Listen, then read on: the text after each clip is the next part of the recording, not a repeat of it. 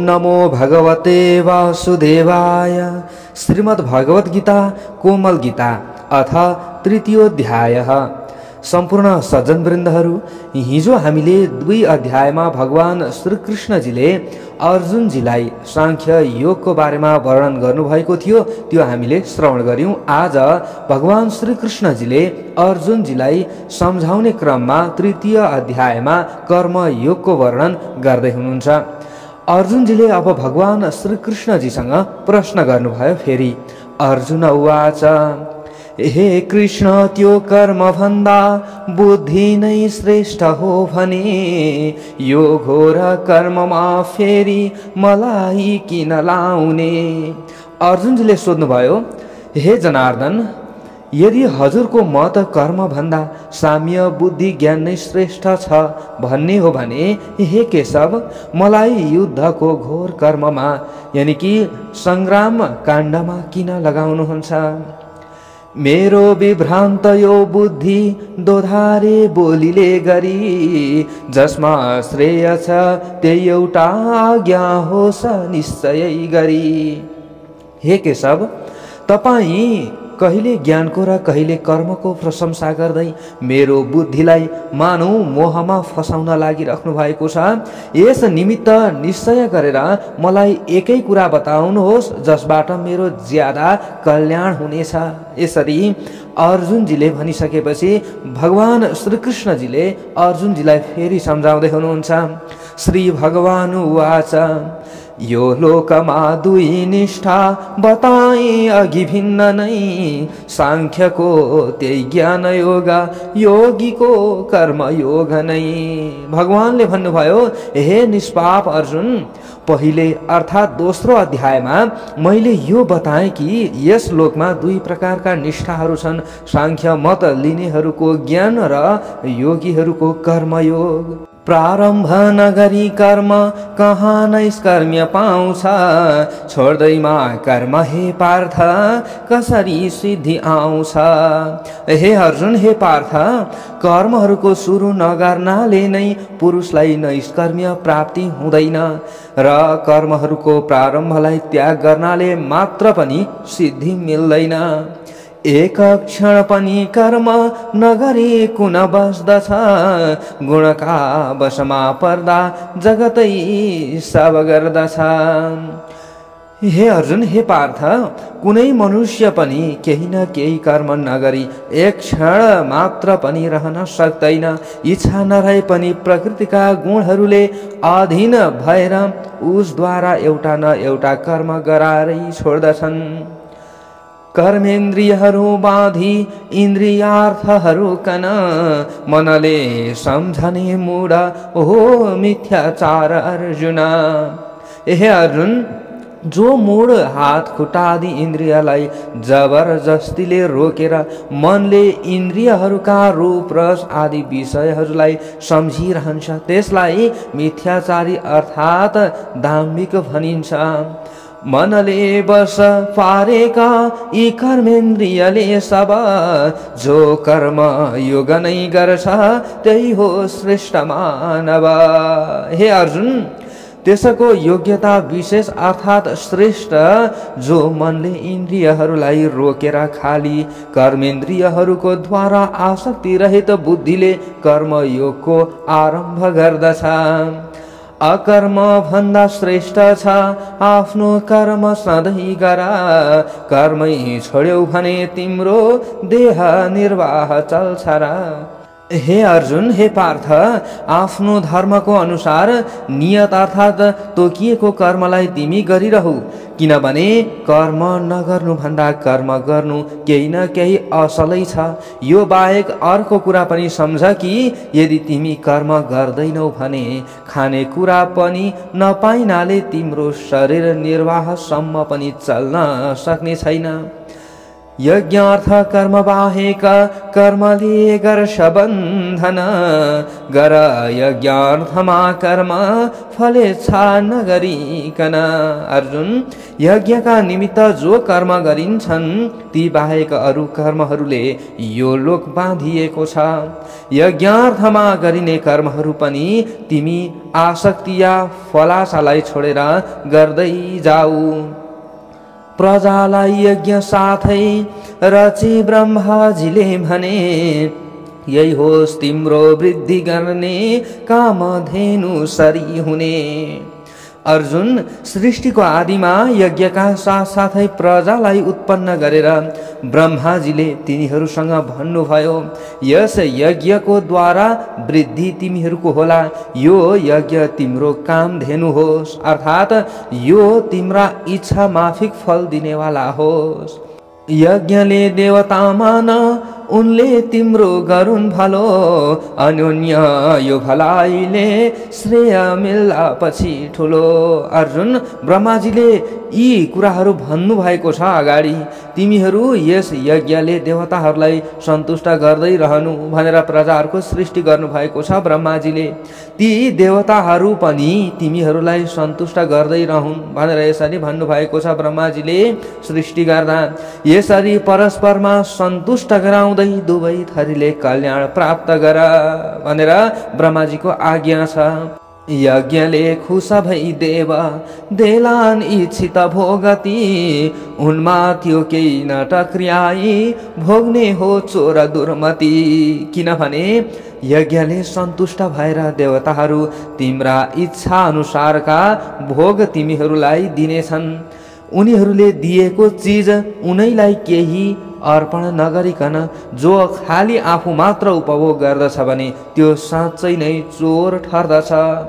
यानि कि हामीले देवताहरूलाई भगवानलाई केही अर्पण गरेर मात्र हामीले ग्रहण गर्नुपर्दछ, त्यसलाई उपभोग गर्नुपर्दछ भन्ने कुराको चाहिँ यहाँनिर सन्देश अर्जुनजीलाई भगवान श्री कृष्णजीले दिँदै हुनुहुन्छ।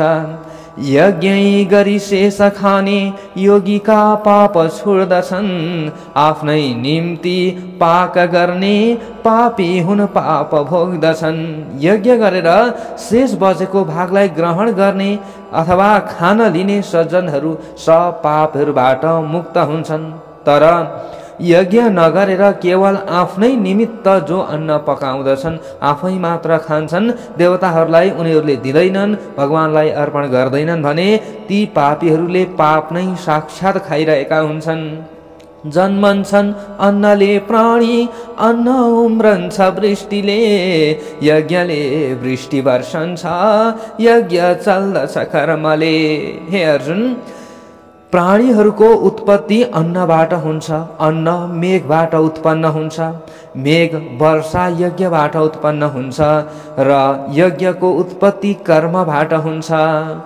हुन्छन् प्रकृतिले कर्म त्यो त ईश्वरबाट छ, तस्मात् सर्वगत यो ब्रह्म यज्ञमा नित्य बस्दछ।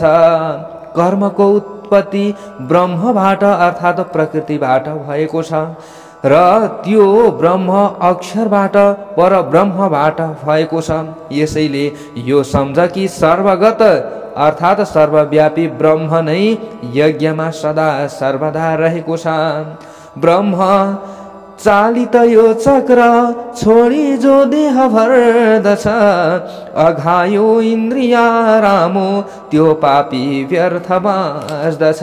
हे पार्थ, यसै तरहले जगत धारणका निमित्त ईश्वरद्वारा चलाइएको कर्म यज्ञको चक्रलाई जो ईश्वर हुनुहुन्छ, ईश्वरद्वारा जगतमा पछिसम्म पनि चलाइरहन्छ। यानि कि पछिसम्म पनि कर्म चक्रलाई ईश्वरद्वारा चलाइन्छ। ती इन्द्रिय लम्पट पुरुषहरूको आयु पाप रूप छ।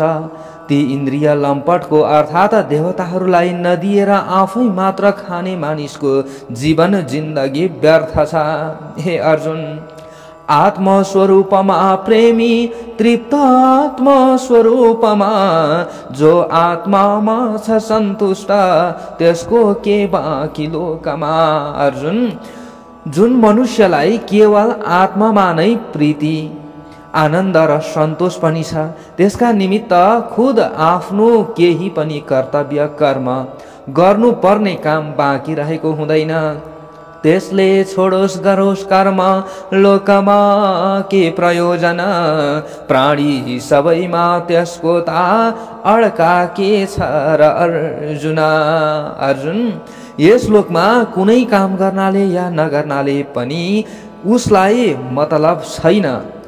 जो सब प्राणीहरूमा त्यसको केही पनि आफ्नो मतलब अड्केको हुँदैन, अर्थात् मोक्षका निमित्त उसले कसैको आश्रय लिनु पर्दैन। तस्मात् फलेच्छा नली स्वकर्तव्य सधैँ गर, फल छोडी गरी कर्म मोक्ष पाउँछ लौ नर। ज्ञानी पुरुष यसरी कोहीको पनि अपेक्षा राख्दैनन्।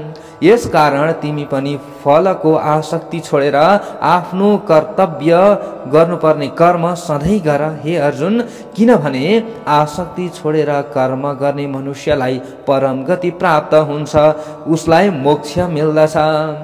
जनकादि सबै मुक्त भए कर्म गरिकन, लोक संग्रह देखेर कर्म नै गर अर्जुन। हे अर्जुन, जनक आदि महात्मा पुरुषहरूले पनि यस्तै प्रकार कर्म गरेर नै सिद्धि प्राप्त गरेका हुन्। यसो हुनाले लोक संग्रहतिर दृष्टि दिएर पनि तिमीले कर्म गर्नु नै उचित छ। जो जस्तो श्रेष्ठले गर्छ त्यही त्यही गर्छ रुजन, श्रेष्ठले मानिएकोमा लोक लाग्छ सनातन। हे श्रेष्ठ अर्जुन, श्रेष्ठ आत्मज्ञानी कर्मयोगी पुरुष लोकमा जो कुछ गर्दछ, जे पनि गर्दछ लोकमा यस संसारमा, त्यसको देखासिखी गरी त्यही त्यही कर्म अरू साधारण मानिसहरू पनि गर्दछन्। श्रेष्ठले यानी कि ठुलोले जेलाई प्रमाण मानेर स्वीकार गर्दछ, तमाम दुनियाँ उसैको पछि पछि लाग्ने हुन्छ, यानी कि त्यसैलाई नक्कल गर्दछ। गर्नु पर्ने कुनै मैले छैन कर्म त्रिलोकमा, प्राप्तव्य नै छँदै छैन तै पनि छु म कर्ममा। हे पार्थ, विचार गर कि त्रिभुवनमा नै न त मेरो केही कर्तव्य बाँकी रहेको छ, न त कुनै नपाइएको चिज पाउनलाई बाँकी छ, तैपनि म कर्म गरिरहेकै छु। लौकिक काम मैले पनि गरिरहेको छु। हे अर्जुन, सतर्क भई कर्म गर्न छोडे मैले भने सब, मेरै बाटो लिई कर्म छोड्ने छन् अरू मानव। किनभने हे अर्जुन, यदि म आलस्य लिएर या चनाखो भएर कर्म नगरौँ ता हे पार्थ, मैले पनि कर्म गर्न छोडिदिएँ भने सारा लोक मेरै अनुगामी भएर कर्म गर्न छोड्ने छन्। भोलिदेखि त्यसैले कर्म गर्नै पर्दछ भन्ने कुराको यहाँनिर भगवान श्रीकृष्णजीले अर्जुनजीलाई सन्देश दिँदै हुनुहुन्छ। नासिन्छ जगतै मैले कर्म छोडिदिए भने, बन्छु शङ्कर कर्तामै मै प्रजावर्ग नाशिने। यसरी मैले कर्म गरिन भने यी सबै लोक नासिनाको सम्भावना हुन्छ। यसो गरेमा म वर्ण शङ्कर बनाउने र प्रजाहरूलाई नाश गर्ने सम्हारी पनि हुन जानेछु। जस्तो आसक्त ज्ञानी गर्छन् कर्महरू सबै, लोकका निम्तिमा ज्ञानी गरोस् उस्तै असङ्ग भई। हे अर्जुन, लोक संग्रह गर्नको इच्छा राख्ने ज्ञानी पुरुषले आसक्ति छोडेर त्यस्तै चाल चलन गर्नु पर्दछ, जस्तो कि व्यावहारिक कर्ममा आसक्त भएका अज्ञानीहरूको चाल चलन हुन्छ। बुद्धि भेद नदेखाओस् कर्म ठेकन केही गरी, गराउँदै रहोस् योगी कर्म आफै पनि गरी।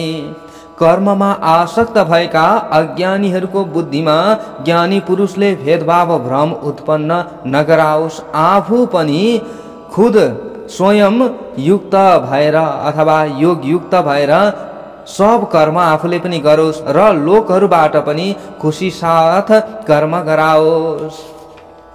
गुण जो छन् प्रकृतिका तिनैले कर्म चल्दछ, अहन्ता मूढ जीवात्मा कर्ता म भनी ठान्दछ। प्रकृतिका सत्व रज तमो गुणहरूले सब प्रकारका कर्म भइरहन्छन्, तर अहंकारले मोहित अज्ञानी पुरुष ठान्दछ कि म नै कर्ता हुँ भनेर। जो मदेखि कर्म गुण भिन्न छन् भनी जान्दछ, त्यो गुणै गुणमा खेल्छन् भनी आसक्ति छोड्दछ। परन्तु हे महाबाहु, हे अर्जुन, गुण र कर्म यी दुवै मबाट भिन्न अलग छन्। यस्तो तत्व जान्ने ज्ञानी पुरुष गुणहरूको यो खेल तमासा आपसमा भइरहेको छ भन्ने ठानी तिनमा आसक्त हुँदैन। गुण सम्मूढ अल्पज्ञ फस्दछन् गुण कर्ममा, विज्ञले मूर्ख तिनलाई नचलाउनु लोकमा। प्रकृतिका गुणले बहकिएका जनहरू गुण र कर्महरूमा नै आसक्त रहन्छन्। यिनी असर्वज्ञ र मन्द जनहरूलाई सर्वज्ञ पुरुषले कर्म त्यागबाट कुनै अनुचित मार्गमा लगाएर नडगाइदियोस्। अध्यात्म बुद्धिले पार्थ अर्पी कर्म सबै मम, फलेछ ममता छोडी बेफिक्री लड युद्धमा। हे अर्जुन, यस निमित्त ममा नै अध्यात्म बुद्धिले सब कर्महरूलाई सन्यास अर्थात् अर्पण गरेर फलको आशा र ममतालाई छोडेर तिमी निश्चित भई युद्ध गर। तिमी युद्धबाट पछाडि नहट। श्रद्धालु भई नली ईर्ष्या यो मेरो मत धारणा, जो गर्छन् तिनका पार्थ छोड्दछन् कर्म बन्धना।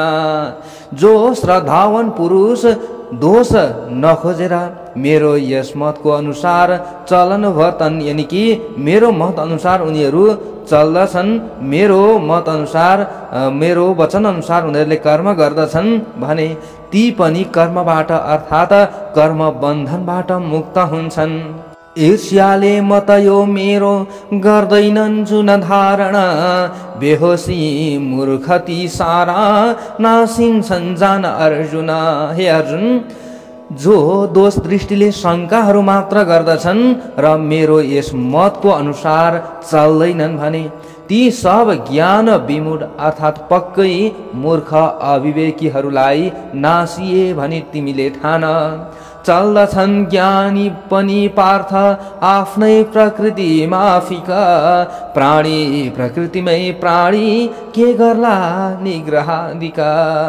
ज्ञानी पुरुष पनि आफ्नो प्रकृतिको अनुसार नै चल्दछ, सबै प्राणी आफ्ना प्रकृतिको अनुसार नै चल्दछन् भने त्यहाँ निग्रह अर्थात् जबरजस्तीबाट के हुन सक्ला।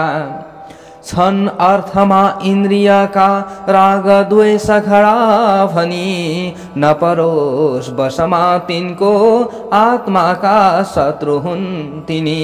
हे अर्जुन, चक्षुरादि इन्द्रिय र तिनका रूपादि विषयहरूमा प्रेम र द्वेष यी व्यवस्थित अर्थात् स्वभावैले रहने हुन्छन्। प्रेम र निन्दाको वशमा पर्न हुँदैन, किनभने मानिसका ती मुख्य शत्रु हुन्। राम्रो अरु धर्म भन्दा दोषी श्रेष्ठ छ आफनु, मर्नु स्वधर्ममै श्रेय अर्कोमा डर राखनु।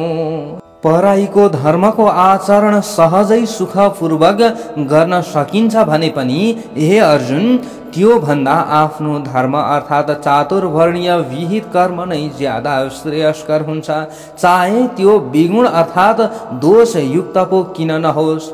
हे अर्जुन, स्वधर्मको अनुसार चल्दामा मरिन्छ भने पनि त्यसमा बरु कल्याण नै हुन्छ, तर अर्काको धर्म भयंकर हुन्छ भनेर यसरी भगवान श्री कृष्णजीले अर्जुनजीलाई सम्झाउँदै गर्दा अर्जुनजीले फेरि भगवान श्री कृष्णजीसँग प्रश्न गर्नुहुन्छ।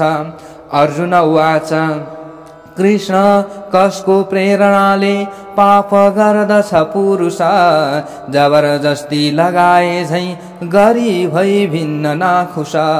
अर्जुनजीले सोध्नुभयो, हे वृष्णिकुलमा उत्पन्न हुनुभएका श्री कृष्णजी, हे केशव, अब यो बताउनुहोस् कि मनुष्य आफ्नो इच्छा नरहेमा पनि कसका प्रेरणाले जबरजस्ती लगाइएको जस्तो भएर पाप कर्म गर्दछ त त्यो भनिदिनुहोस्। काम यही हो, क्रोध यही हो, यो रजो गुणजन्य छ।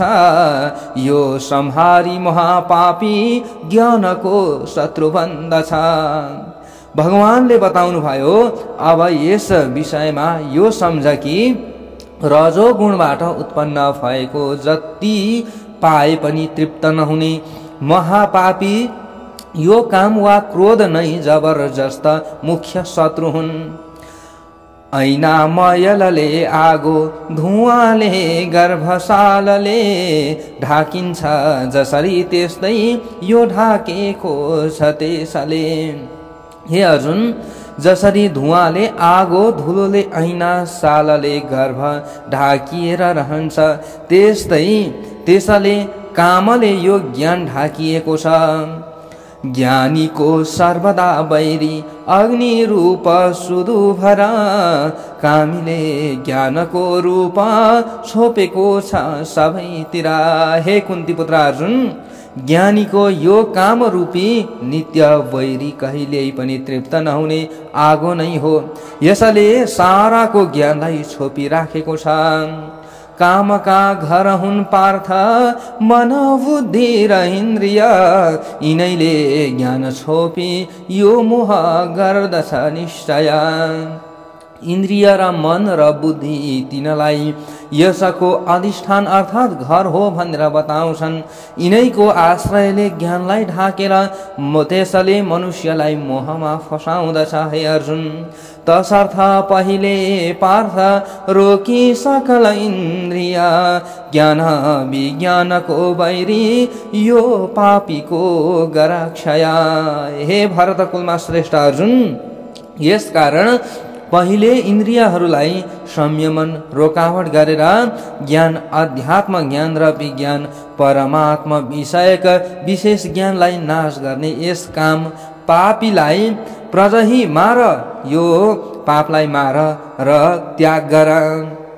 पर इन्द्रिय छन् भन्छन् ती भन्दा मन हो पर, त्यो भन्दा पर हो बुद्धि, त्यो भन्दा ब्रह्म छन् पर। हे अर्जुन, भन्दछन् कि स्थूल ब्रह्म पदार्थहरूको ठेगानाबाट ती पदार्थहरूलाई जान्ने इन्द्रियहरू पर टाढा छन्। इन्द्रियहरू भन्दा पर मन छ, मन भन्दा पनि पर निश्चयात्मक बुद्धि छ र बुद्धि भन्दा पनि पर त्यो आत्मा ब्रह्म छ। बुद्धि भन्दा परै ब्रह्म जानिरो कि स्वयं मना, काम रूपी दुरासाध्य भैरीको गर छेदना। हे महाबाहो, हे अर्जुन, यस प्रकारसँग जो बुद्धि भन्दा पनि पर छ त्यस ब्रह्मलाई पहिचानेर, त्यसलाई चिनेर, त्यसलाई जानेर आफूले अन्तःकरणलाई रोकी स्थिर गरी बलियो हटाइ नसक्नु काम रूपी शत्रुलाई तिमी नाश गर भनेर भगवान श्री कृष्णजीले अर्जुनजीलाई कर्म योगको उपदेश दिँदै ज्ञान दिँदै सम्झाउनु भयो। तृतीय अध्यायमा इति श्रीमद् भगवत गीता सुपनिषत्सु ब्रह्म विद्यायां योग शास्त्रे श्री कृष्णार्जुन संवादे कर्म योगो नाम तृतीयोऽध्यायः इति नेपाली भाषामा कोमल गीता कर्म योग तृतीय अध्यायः समाप्त। हरे नमः।